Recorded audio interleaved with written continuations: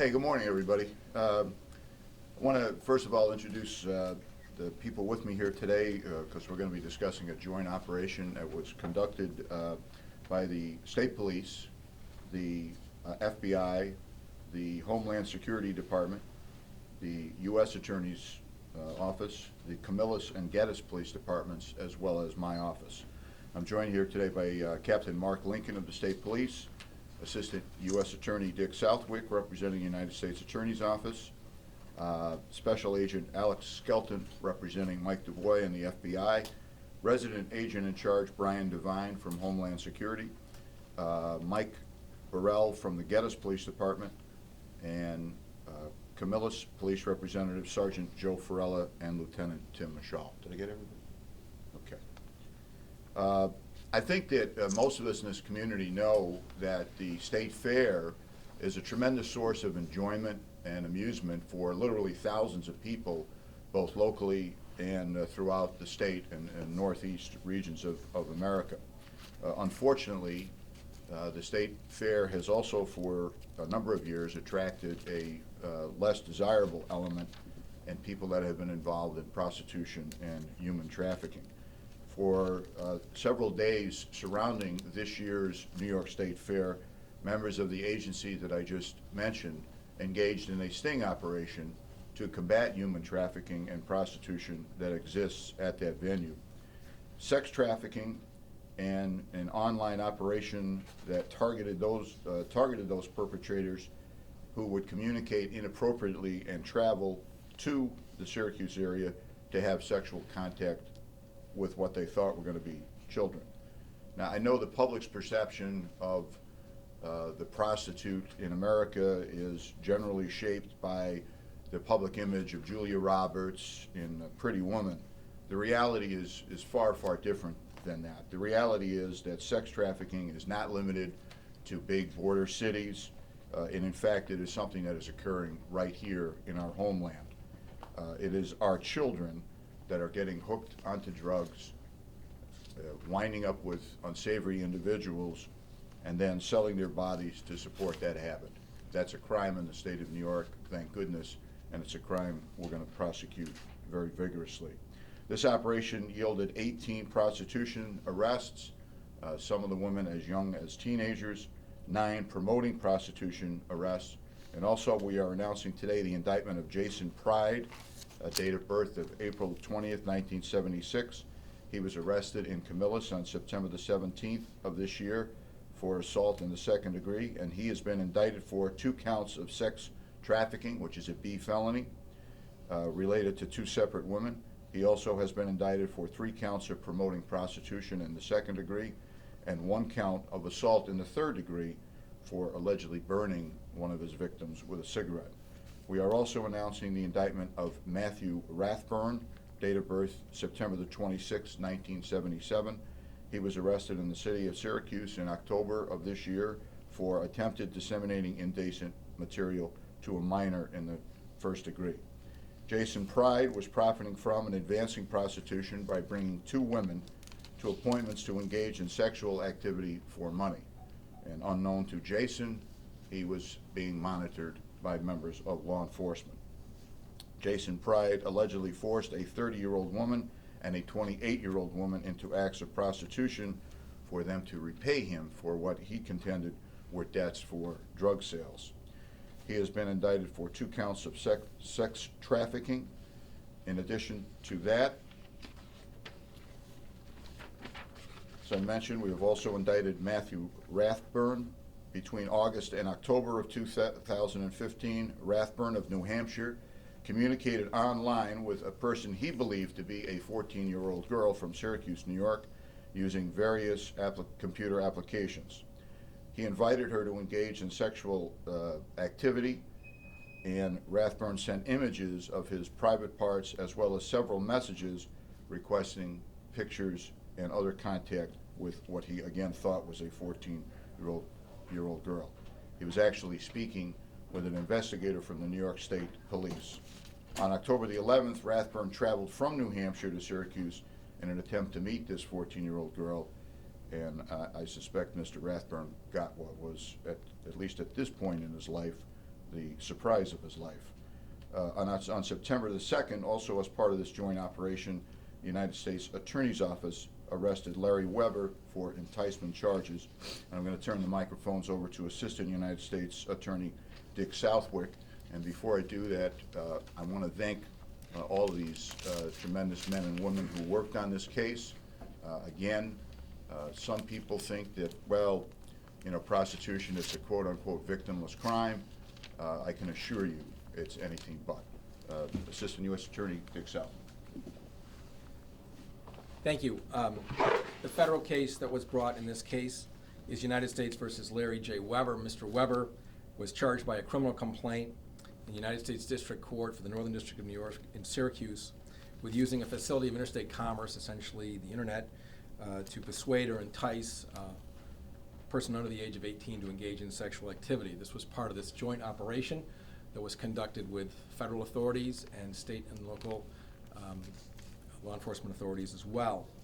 The federal criminal complaint resulted in his arrest as part of this operation on September 2nd. He's currently being held without bail. The charge carries, if there's a conviction, a maximum sentence of life imprisonment, a mandatory minimum sentence of 10 years imprisonment, a fine of up to $250,000, and a period of supervised release of at least 5 years following any service of sentence. We commend our state and local partners in this operation. This stands for the proposition that when we work together, it's a force multiplier, and we get results. And it was an operation that we're all very proud of, and that this community can be proud of as well. How's that sound? Held without bail. Is it? We don't have that on the state side. That sounds wonderful.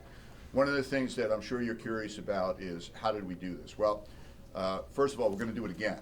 So we're not going to go into a hell of a lot of details about how we conducted it. I can tell you that there was a secure location that we had that was under surveillance. And I can also tell you that the Internet Crimes Against Children Task Force was used as well, especially in the case of the enticement of the individual from New Hampshire. The cases that are being handled stateside will still be reviewed by the United States Attorney's Office, and quite frankly, we're just going to go whatever the better forum is, and that'll be something that Mr. Southwick and myself and other members of my office will decide. Does anybody have any questions for me or the assembled law enforcement folks? Can you just re-go over how many people were arrested and the arrest one more time? Yes, in fact, we're gonna give you a handout, Beth, so you can get that. That'll give you the information that you need. And Where's Doug Dowdy? What happened? oh, Is he on the lit chair? Is he on? No. So you guys are relying on kind of big events like the state fair for this? Well, the state fair has traditionally, as I said, been a great source of entertainment and amusement for people, but I think it's fair to say that it attracts, on occasion, a less desirable crowd, and it's an opportunity. You know, it doesn't matter if it's a regional basketball game or the state fair or some concert. Anytime you have a large group of people like that, you're going to, you know, Willie Sutton, why did you rob banks? Because that's where the money is, and sex traffickers are going to go where the people are, especially tourists with cash and things like that, and they think they can, you know, easily get away with it, and that was not the case here. And then the charge about the cigarette butt or the cigarette burn? Right. Is that he's alleged to have burned one of the women he was allegedly prostituting? Right, and again, I don't mean to belabor the point, but you know, Hollywood portrays prostitutes as, you know, poor misunderstood waifs, whether it's Trading Places or whether it's Pretty Women or some other type of movie. And the reality of it is that these are young women who are our daughters, for the most part, who have, for whatever reason, been enticed into a life of addiction.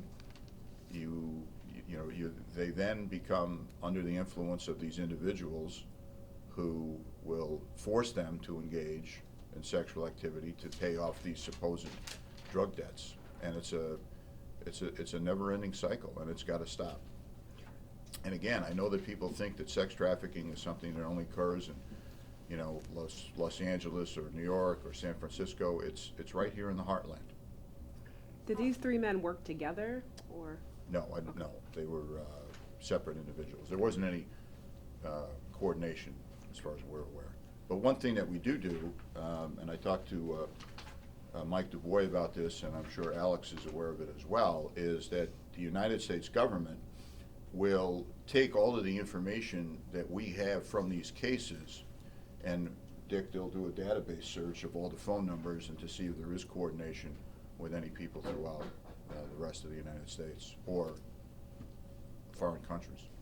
If they weren't working together, is there any way that that might pinpoint that there's just a problem locally and not that it was the event that kind of sparked all of it? Well, in terms of a problem locally, I would say by the number of people that were arrested and the number of young women involved in this, I would say yes, it is a problem locally, and this is a good first step to try to stop that. We're not going to wipe out prostitution in anybody's lifetime in this room, but we're certainly going to put a dent into it. What happens now that you say, like you said, you recognize there's a problem, so what happens going forward? Well, what happens now with the traffickers and the people indicted for felonies, we're going to prosecute them vigorously. And again, if we don't feel that punishment is appropriate, we'll discuss it with our federal partners as to where what the venue of the cases should be. And in terms of the actual women themselves, we're going to treat them differently.